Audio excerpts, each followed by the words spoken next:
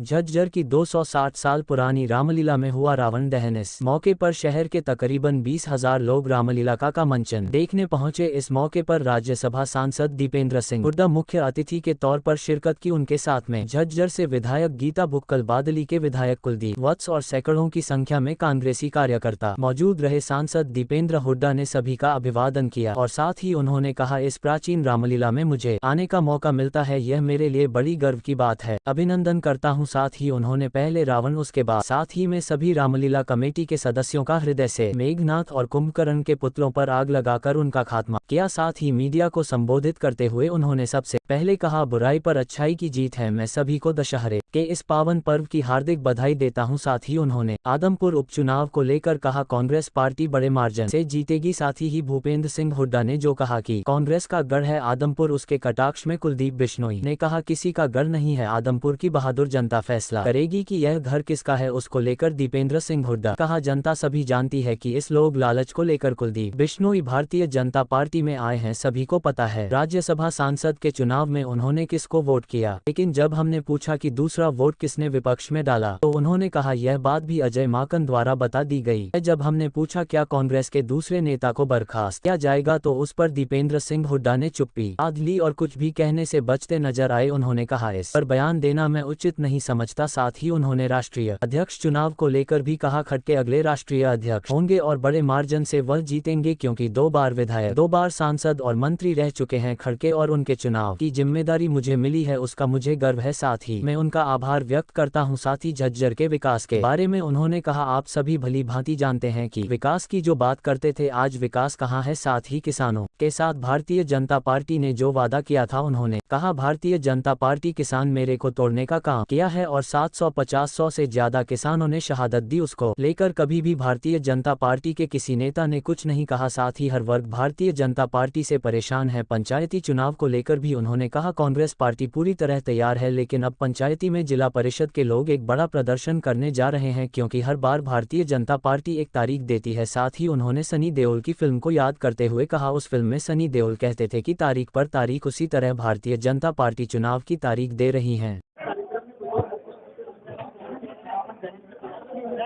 बहुत बहुत हम शुभकामनाएं देते हैं सभी देशवासियों को। गीता बुक्कल जी, कुलदीप वत्स जी और हम मिलके आज यहाँ झज्जर से सभी देशवासियों को विजयदशमी के इस त्योहार की, धर्म की अधर्म पे जीत, सत्य की असत्य पे जीत, उसकी शुभकामनाएं।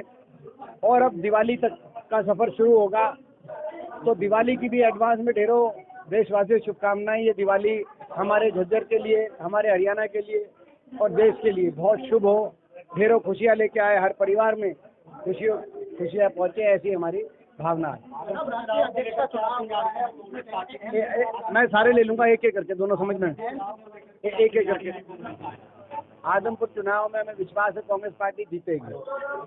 आदमपुर चुनाव के अंदर प्रदेश के अंदर जो बदलाव जनता चाहती है, जो बीजेपी जेजेपी सरकार से त्रस्त जनता, जिस सरकार ने आज हरियाणा को भ्रष्टाचार में नंबर 1 पहुंचा दिया, बेरोजगारी में नंबर 1 पहुंचा दिया, लूटने का काम किया हरियाणा की जनता को, एक से एक घोटाले हर रोज सामने आ रहे हैं। आज महंगाई ने हर आदमी की कमर तोड़ने का काम किया हो, ऐसी सरकार जो विकास जिसमें ठप हो गया हो, गांव से लेकर शहर तक कहीं विकास दिख नहीं रहा, पंचायत राज चुनाव नहीं हुए, आज हर प्रकार सरकार फेल है और लोग सरकार बदलना चाहते हैं। और बदलाव की नींव आदमपुर चुनाव में वोट की चोट देके बीजेपी जेजेपी सरकार के खिलाफ और कांग्रेस पार्टी के पक्ष में मतदान करके बदलाव की नींव रखने का काम करेंगे लोग।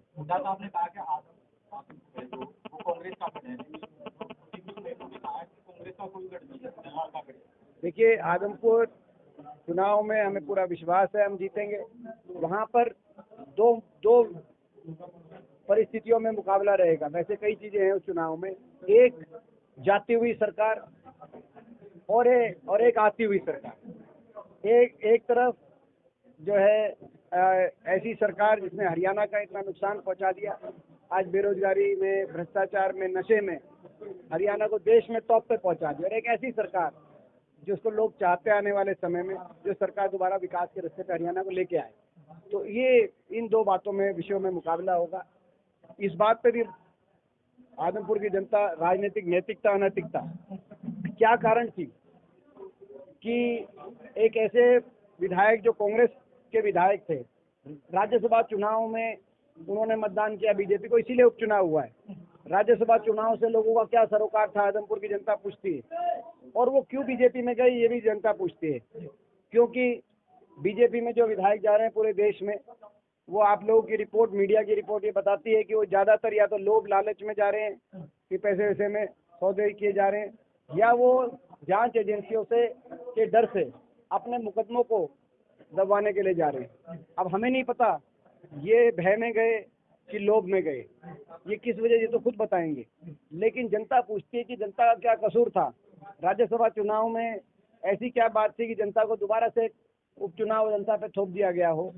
और आदमपुर के में ये मुद्दे रहेंगे, सरकार के चयन का मुद्दा रहेगा कि लोग जाती हुई सरकार के साथ या आती हुई सरकार के साथ, लोग बदलाव चाहते हैं हरियाणा में या बदलाव, इसी पर ये मुद्दे रहेंगे।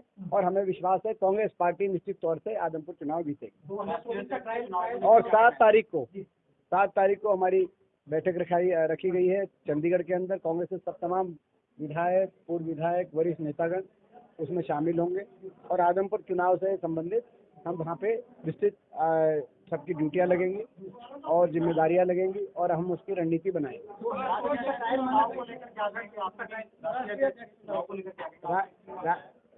राष्ट्रीय अध्यक्ष चुनाव में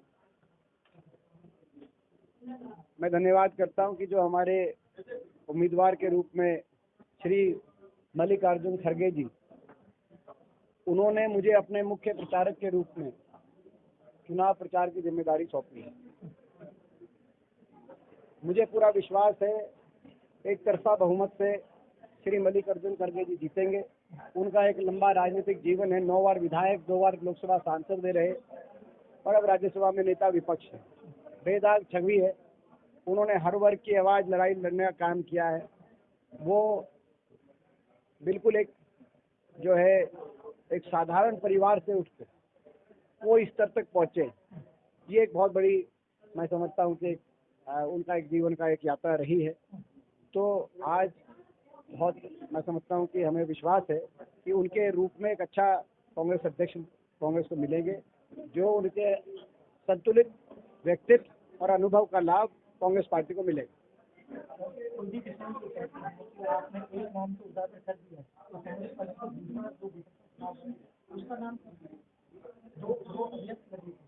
क्या समझा? वो हो चुका है, वो अजय माकन जी ने बता दिया था। अजय माकन जी ने जो क्योंकि अंदर तो प्रत्याशी के पोलिंग एजेंट बैठते हैं, हमारे प्रत्याशी थे अजय माकन जी, उनके पहले पोलिंग एजेंट अंदर बैठे थे, उन्होंने बता दिया दूसरी किसकी वोट थी। हाँ, वो तो क्या कार्रवाई की जा रही है, वो जो कांग्रेस का अनुशासन का हमारा जो है, मेरा उस बात पे बोलना ठीक नहीं होगा, लेकिन क्या कार्रवाई की जा रही है वो हमारा अंदरूनी मामला है।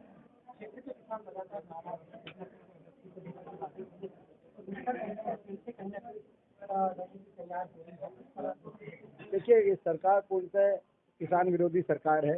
750 किसानों की जान की बलि ली सरकार ने। कोई किसान ये नहीं मांग रहे थे कुछ नया दो, किसान ये मांग रहे थे जो हमें मिलता था न्यूनतम समर्थन वो वापस ना लो। अपने हक को की रक्षा करने के लिए जब 750 किसानों को अपनी जान कुर्बान करनी पड़ी, 750 घरों के चिराग बुझ गए, ऐसे ऐसे घर उनके आंसू जाके हमने पहुँचे, तो मैं आप बता सकता हूँ, कभी कुलदीप जी के हल्के की बात हो, गीता जी के हल्के जाके गाँव में हम लोग गए, तो ये एक सरकार की किसानों के प्रति क्या सोच है, नियत है। और ये आप दिखा, हर कोई फसल आती है, बरसात आती है तो मुआवजा नहीं मिलता, फसल मंडी में आती है तो भाव नहीं मिलता। बाजरे का क्या हाल है मुझे बताने की आवश्यकता नहीं कि बाजरा कैसे पिट रहा है, अभी तक सरकारी खरीद नहीं। ये हर रूप से सरकार किसान विरोधी सरकार साबित हो चुकी है।